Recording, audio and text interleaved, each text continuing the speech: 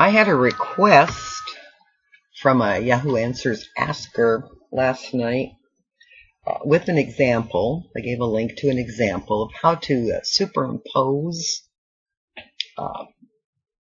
one picture onto another picture.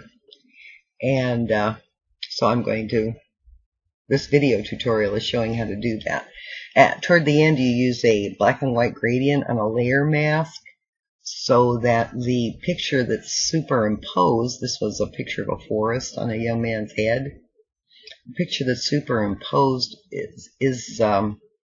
shows more on one part of the head than on the other part of the head. You'll see what I mean as I do it. It's not that hard to do. The first thing is that you have to pick the right heads and the right pictures. I have this man's face. I have Einstein and some space pictures. I have a duck and a forest picture and a lake picture. I have a coyote and a couple of desert pictures. The fire I have here is going to go on the man's head, and that's what I'm going to show you in a minute. But you don't want to use a picture that doesn't have a lot of small details in it. Like these rocks right here would be hard to put on a person's head because there's a lot of open space and things in it. And so you want a picture like the fire, which lots of little details, or the lake scene with a lake and a marsh and a house and mountains and a sky and clouds, or for Einstein, space with a lot of planets and stars and things going on. For the coyote, this jumble of rocks that have all kinds of angles and shadows. So for right now, we're going to do the man, and we're going to do, hold down Control, do the fire. Because these are tabbed, they come one right after the other, and you can't work on them that way, so just click and drag them down. And I don't need the fire for right now, so I'm going to minimize it into the photo bin. The man, I'm going to click on View, Fit on Screen. Notice I also kind of cheated, and I picked photos that have backgrounds that are fairly easy to clean out. Very first thing we do whenever we start working on a project, of course, is we turn the background layer into a regular layer, because as you can see right here, it has a lock on it, which makes it difficult to work with sometimes.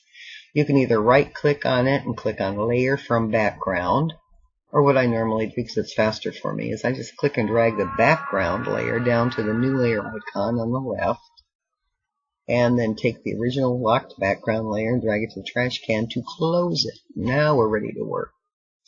When you've got a background or any area that you're selecting that has a lot of the same color in it, just use the magic wand tool. Come up here to the upper right, make sure it's on Add to Selection. You could do New Selection, but then after you click once, you've got to change it. So I usually just start with Add and just start doing things here. And don't worry about the fact that the face, whoops, now I clicked on that and most of his beard got selected, so they're okay. That's about as far as we're going to go here. Okay, now that's a messy selection. Come up and click on the lasso tool. And before I use it, I'm going to go to Select Inverse, because I only want to deal with his face.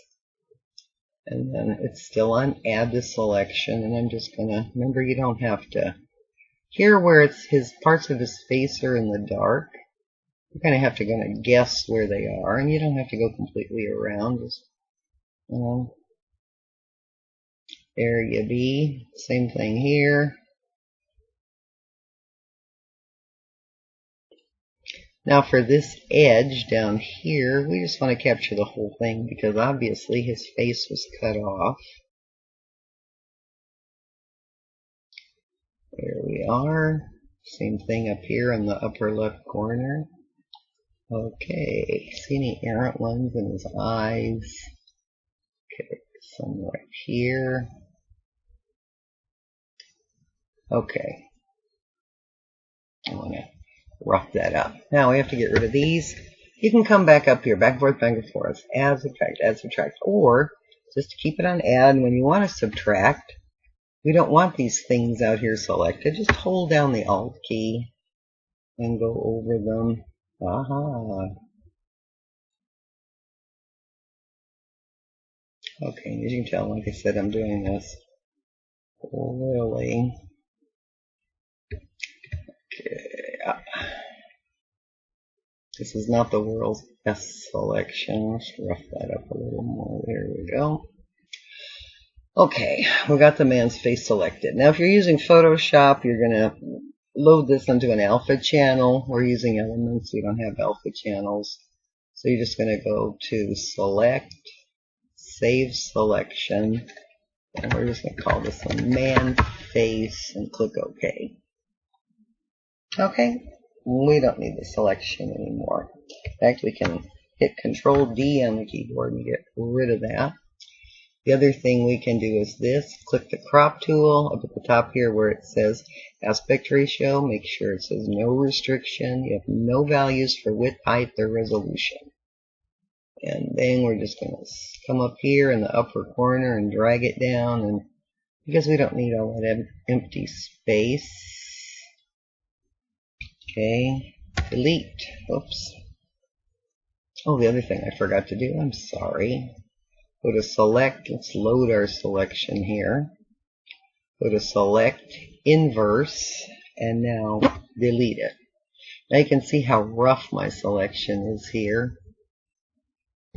Control D it again. And if you'd like, you can use a mask with a fuzzy brush.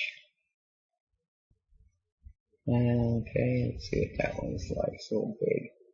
We just use the eraser tool and get rid of some of these. Obviously I'm not doing this one as a keeper, just to show you the technique. Whoa. And let's make it smaller. Otherwise I would be zooming in and actually doing this almost pixel by pixel. Smooth these lines. They're not very smooth. I'm also not using my Wacom tablet, which I would be doing on a regular one.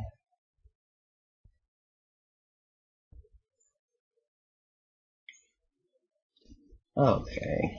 Just, this is just to show you the technique, not to show you how I can spend 20 minutes making a selection. Because I learned a long time ago, the better you do your selection, the better your final project turns out. But since this is only showing you the steps, okay, I don't have to worry about that. And we can, okay, there we go. Looks a little better.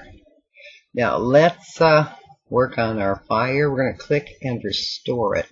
We could click and drag it onto the guy, but there's a problem we have to take care of first. Number one, it's the background layer. Click and drag it to the new layer icon. Click and drag the locked background layer to the trash can. They're different sizes and they're different resolutions, and they have to be the same. So we want the fire to be the same size as the man's face. So click on Fire, go to Image, Resize, Image Size, and just leave it alone.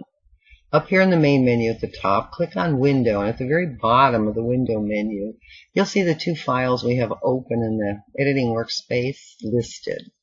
Fire and Male Model. Okay, we want Fire to be just like Male Model, so we will click on the Male Model file, and we'll just click OK, and you'll see Fire changes. Now, use your Move tool and drag Fire over onto the guy's head, and it will fit. And you can close this unless you want to do something else with it later, and I don't. Okay, we can close the project bin. This thing is stuck up above. Okay. Now, if this man's face is taking up a good big part of the photo, and if it wasn't, or if we had it mostly in the middle, what you could do if the face was smaller is you could click on the fire layer. Up here, I lowered the opacity until I could see the face through it, and then I can use the Move tool to move it around and get the fire in the best place possible. In fact, I could still do that yet. There we go. Leaves a lot of black out here, but it puts a big black right here in the middle of his nose, which I'm not particularly fond of. I'll just leave it alone like we had it. Okay, now you've got the fire on there. How do you make the fire the shape of the guy's head, and then how do you, we need to move fire over to colors. There we go. Let's leave it like that, but most of it there. Okay. Now, we need to reload our selection with fire. Okay. Then invert it. Select, inverse, and then press delete on the keyboard. There, the fire is the shape of the guy's face. Click on the fire layer in the layers panel, and let's put the opacity back to 100%. And we can't see the guy's face anymore. Press Control, well, go back up to select, invert it again, so only the head part. Come over to the toolbar, click on the gradient. Up here, you want to select the black and white gradients, like half black, a little bit of gray, and half white. Okay. Now you can edit this. I don't know if any of you have ever edited toolbars. Oh boy. I put another black one there, except I want the color to be more gray. And I can, there we go.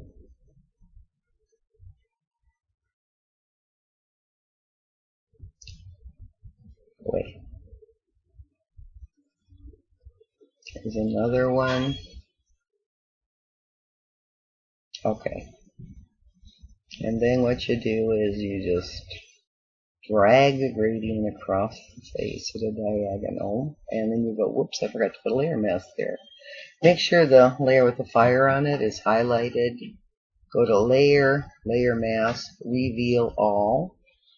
And you can tell the layer mask is highlighted and ready to be worked on because it's got this little black border around it. If the layer mask is not highlighted, it's just a plain old white square. So click on the layer mask, make sure it's highlighted. Now, drag your gradient, click and drag your gradient across, and there you go. Now I've got most of the fire at his mouth, so I got to do it in the other direction. Start at the bottom, click and drag across at a diagonal. There you go. And you can see most of the fire is there. Now if we go back to, let's go back to the unedited layer mask. How do you get these out of there? Just click on them and drag them away. Okay. And we start at the bottom and go up. Okay, that gives us more fire in the face because it gives us more black down here and more white up there. Now, a lot of times you want the eyes to show. Let's Control D to get rid of the selection. You want the eyes to show more because the eyes are what pull. The eyes of a photo or a picture of any sort pull our eyes to it. So click on the paintbrush and click on the foreground color. And we want a dark gray here, which we already have. And we want a big fuzzy brush. Okay, and we may want to lower the opacity just a little bit of the brush. And we want to go over the eye. And we want to go over this eye. And we want to go over the underside of the nose. Maybe even the side of the nose. We want that eye to show a little bit more. Okay. Now we also might want, some more of the picture, more of the fire in this area. So in that case, click and pick a lighter gray color. I'm going to increase the size of the brush just because it's easier to work with. There we go. I could boost the opacity, but that might bring it in a little too. There we go. Might want it down the cheeks here. And you can notice, if you look at the layer mask, you can see where I've drawn on it in dark grays and light grays. Okay. And there we have a man that has a photo, another photo superimposed over his head. This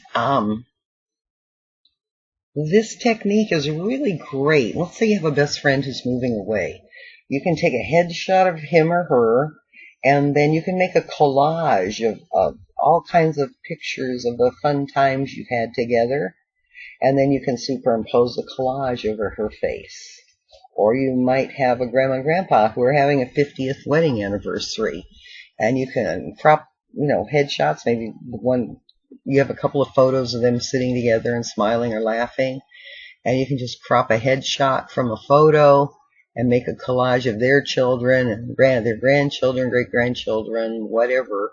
And then you can superimpose that over their face. You don't have to, this is kind of gruesome, doing this guy with this stare and then fire, but, it shows the technique and it works. Now, you can also do it. I'm just going to say, I haven't put a background on. I'm assuming you know how to put a background on it. In this case, because his head has been cut off here at the top and the sides at the bottom, you're only going to have a little bit of background right here on the right side.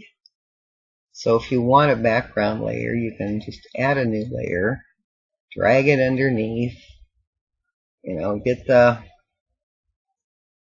paint bucket tool, get a pattern of some sort. Let's see what I have here, nature patterns, something grass, fill it full of grass, and there you go. You can also give him a drop shadow from effects.